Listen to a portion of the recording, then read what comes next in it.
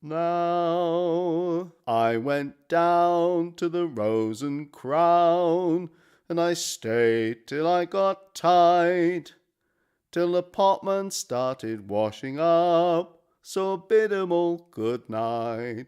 Well, my nearest way to go home was right through an old churchyard. No other man would come with me, I thought them very hard.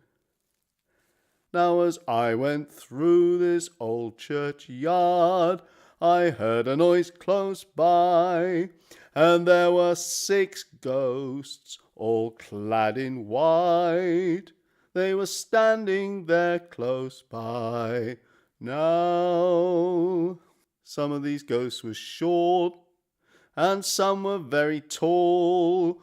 There they stood in a ghostly row, just below the old churchyard wall. Some give a loud ha-ha, and some give a loud ho-ho, but when I bid 'em all good night, well, they would not let me go.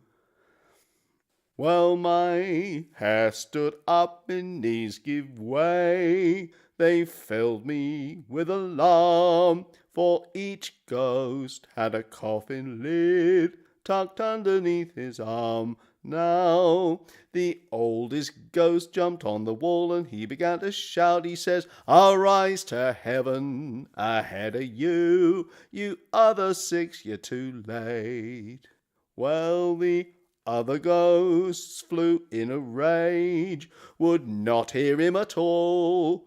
They threw their coffin lids at him and knocked him off the wall. Now, some of these ghosts were short, and some were very tall.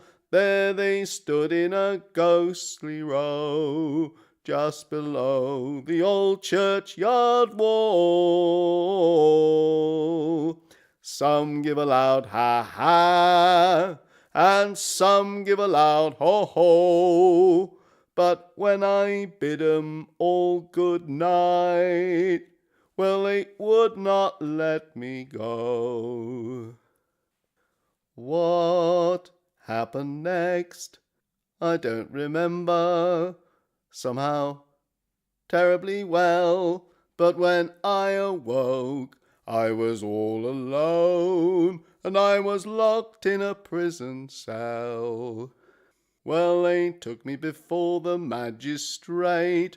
On me he fixed his gaze. He said, "You were found beastly drunk in the old churchyard, so I'll give you 14 days. Well, some of the warders were short, and some were very tall. There they stood in a warderly row, just below the old prison wall.